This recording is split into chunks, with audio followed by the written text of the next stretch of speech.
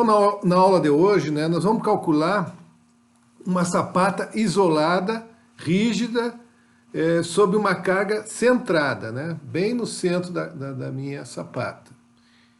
Então, é o exercício da página 30 da nossa apostila, tá? De sapatas de fundação, do professor Bastos. Então, aí ele pede o seguinte, o exemplo 1, né? Então ele pede para calcular uma sapata de fundação superficial para um pilar de seção 20 por 80 centímetros. Então aí nós já temos a nossa dimensão da nossa sapata, isso é, da forma da sapata, né? É uma sapata retangular. E ela recebe, essa sapata, uma carga vertical centrada de 1.250 kN, tá? Esse é o valor característico da carga. Isso é, da reação da estrutura, né? Da superestrutura.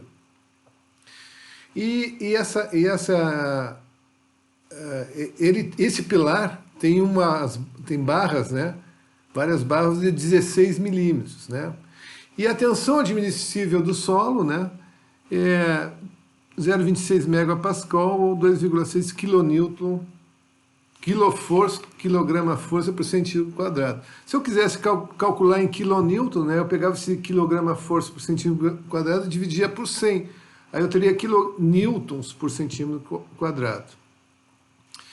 Então ele diz assim, ó, os momentos fletores solicitantes externos inexistem, né, porque ela é uma carga centrada, né? Então mx e my são igual a zero. Os coeficientes de ponderação, né, de segurança, né, do concreto é igual a das forças, que é 1,4, e do ferro 1,15. Os materiais utilizados ali, então, nós temos um FCK de 25 megapascal, né? Então eu só pego esse FCK dividido por 10 e depois por 1,4, né, que é o coeficiente de segurança, eu tenho um FYD, né, de dimensionamento, né, de 43,48 kN, centímetros quadrados. Então, como eu falei anteriormente, né, então a minha carga aqui, essa sapata não tem excentricidade, né, por causa dessa carga centrada. O meu cobrimento é de 4 centímetros, né? Normalmente, o cobrimento para sapatas e fundações, né, ele vai nessa espessura para proteger a ferragem. E o FYD do aço, né, é só tu dividir os 50, né, por 43 por 1,15, né, tu tem um FYD do aço, né, que dá 43,48. Bueno, primeiro vamos calcular a área preliminar. Isso é, eu não tenho certeza se essa área vai ser suficiente para absorver todas as forças, né?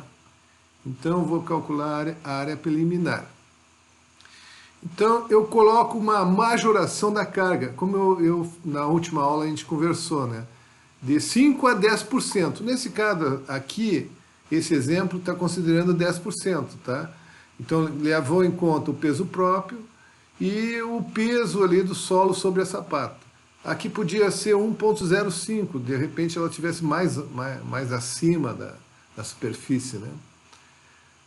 Então eu coloco o coeficiente de majoração, esse Kmag aqui que chama, né, vezes meu valor da minha tensão, né,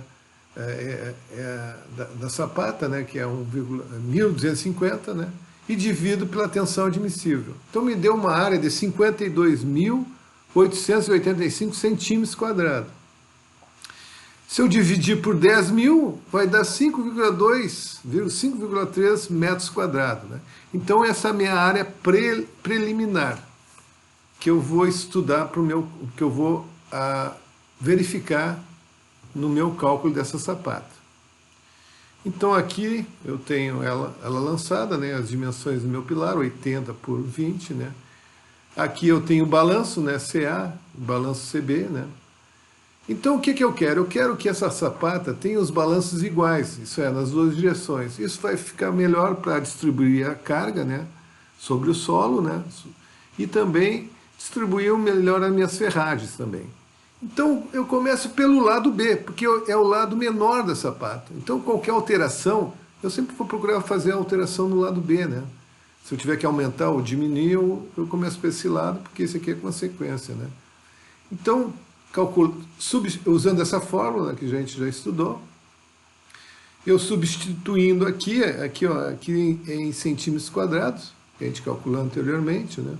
Esse aqui, vai me dar um lado de 201,9 centímetros, esse lado aqui. E eu sempre arredondo em função das minhas fórmulas, né, para múltiplo de 5. Então eu vou aumentar, né, porque é o menor lado, não vale a pena aumentar o maior lado, né. Eu poderia também diminuir, botar 200 aqui, né, mas como é o menor lado eu vou aumentar ele, vou botar 205, né. E como eu quero que ele tenha balanços iguais, eu entro nessa fórmula para calcular o outro lado, o lado A agora, esse lado aqui, que é essa fórmula aqui. Então esse lado A me deu uma área de, um comprimento de 265 centímetros. E agora, com essa área exata, né, 265 por 205, eu procuro, vou achar a minha área exata da minha sapata, que deu 54.325 centímetros quadrados, que é maior que a minha área preliminar. Ó. Então, está verificado, está ok. Teria que ser maior ou igual, né? Está verificado. E eu quero ter os balanços iguais, então essa fórmula aqui, eu calculo os balanços, né, CA e CB, né, para que ela tenha os balanços iguais. Então eu substituo, ó, 265 menos a largura do pilar dividido por 2. AP é o lado maior e BP é o lado menor. Aqui eu também posso fazer uma verificação, ó, deu 92,5. Eu posso verificar nos dois sentidos. Posso verificar no sentido B, ó, que é essa fórmula aqui que a gente já estudou. Ó. Balanços iguais, ó. Acho que é aqui. Ó, aqui nos dois sentidos. Ó. CA é aquela fórmula e CB nessa fórmula aqui. Ó. Então, nesses dois sentidos, eu consigo calcular os meus balanços e vocês verificando vão ser iguais. Tá? Então, continuando aqui. Vai dar os dois no mesmo sentido, 92,5. Agora eu vou calcular a minha altura da minha sapata, né? A altura da sapata, total da sapata, né?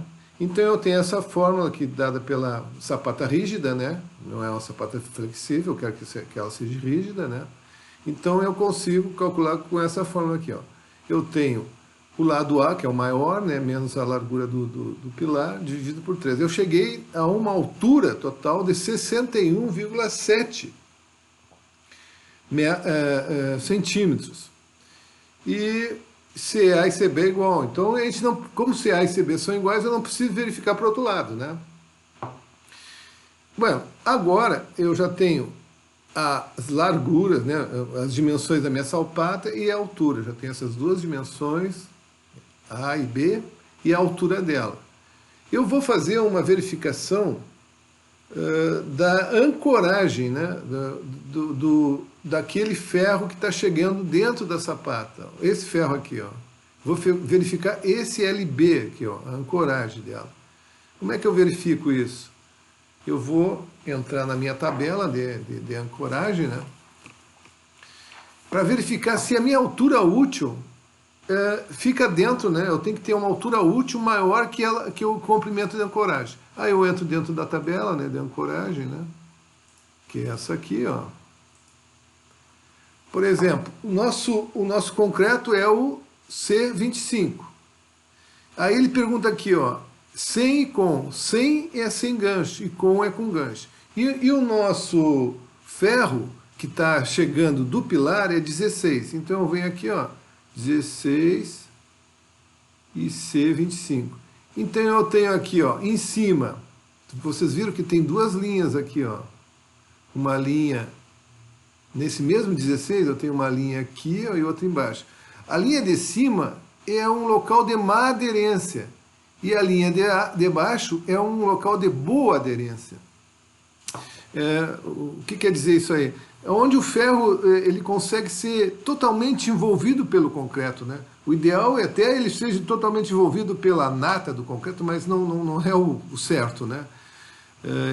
Então, naquele local ali onde está essa nossa ferragem, que é essa aqui, ó, é um local de boa aderência aqui, ó. Vocês viram como tem uma boa aderência aqui em toda a volta, né? Então eu vou usar a área no local de boa aderência, que é o local que é a linha de baixo, ó, que deu 42 aqui, ó. 42 centímetros é que eu tenho que ter de ancoragem, né? Para que o pilar não seja arrancado, né? A ferragem não seja arrancada da sapata. Então eu vou colocar meus 42 centímetros aqui, ó.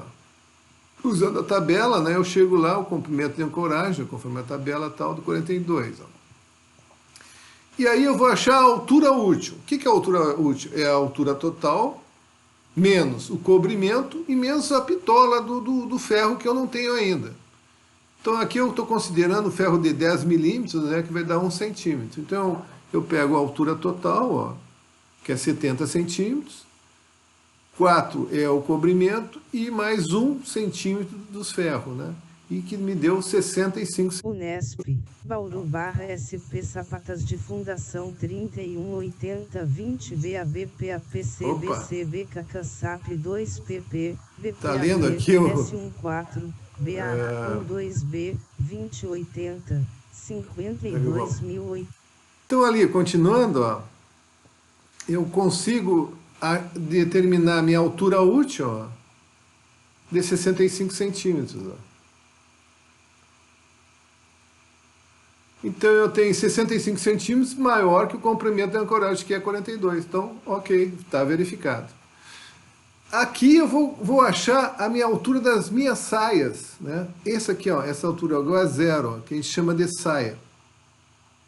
E a gente tem que fazer essas duas verificações. Então o H0, né, tem que ser maior que H sobre 3 ou 15 centímetros. Né? Então aqui, ó, o H0 já deu 23 centímetros, nós arredondamos para número inteiro em função da forma, né? E chegamos a 25 centímetros. Esse ângulo de inclinação é simples também, até nem precisaria calcular, né? Mas é uma questão de desenho aqui, porque se tu lançar aqui os desenhos, né? A altura e as larguras, tu já tem esse ângulo aqui, né? Mas é simples também, ó. Tangente de alfa, H menos H0, dividido por C, ó, pelo balanço. E cheguei a um ângulo de 25,9 graus. Bueno, com isso tudo, eu já posso finalmente entrar no cálculo mesmo, né? Eu vou entrar no cálculo da minha sapata, da minha área da sapata, né? Eu vou determinar agora, né?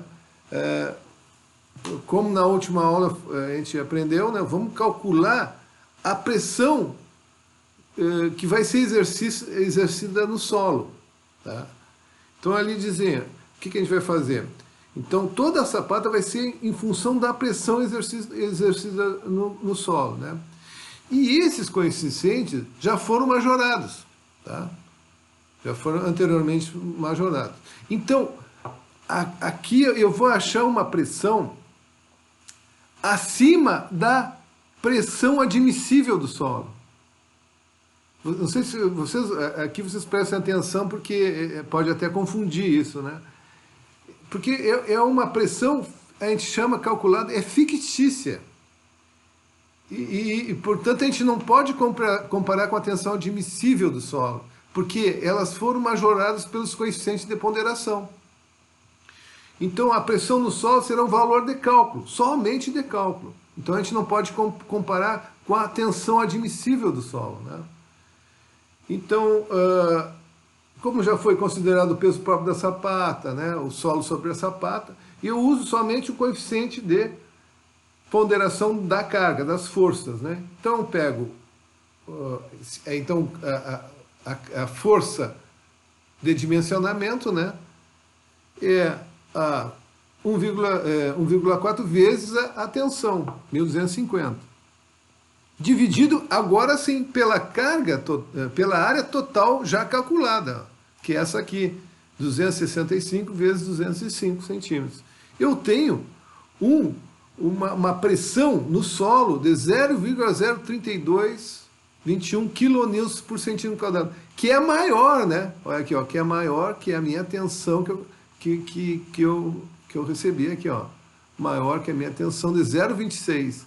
Mas essa tensão é uma tensão de cálculo. Por isso que a gente não pode comparar. Então, só para vocês não se confundirem, né? Então, vocês têm que entender que o coeficiente do concreto é diferente do coeficiente de segurança do solo. Porque o coeficiente do concreto é para mim calcular a minha ferragem agora, né? Calcular a minha área de aço, né?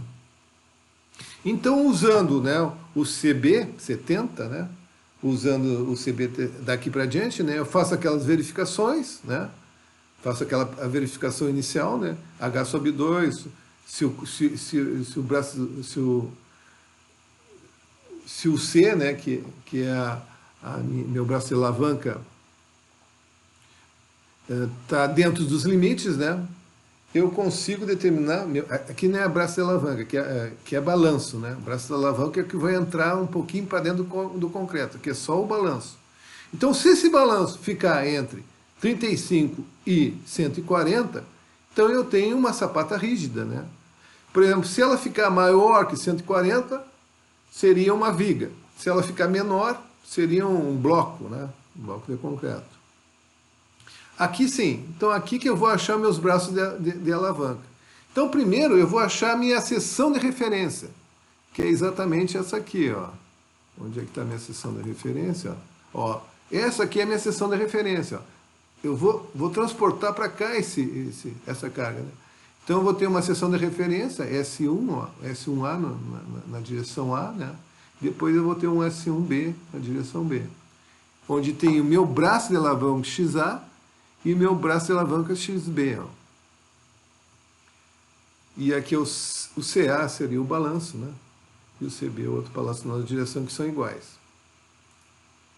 Então, eu procuro, achando meus braços de alavanca, né? Em direção a 105, em direção a B, 95. Eu agora consigo, né, calcular, com a aplicação da minha pressão, né, a minha pressão no solo, PD aqui, e com o braço de alavanca, né, por 2. Eu multiplico a minha pressão no solo vezes o braço de alavanca, divido por 2. É como uma carga centrada, né? Se fosse uma carga distribuída, ia ser dividido por 8, né? Mas como é uma carga centrada, né, eu calculo o momento causado nesse solo, né?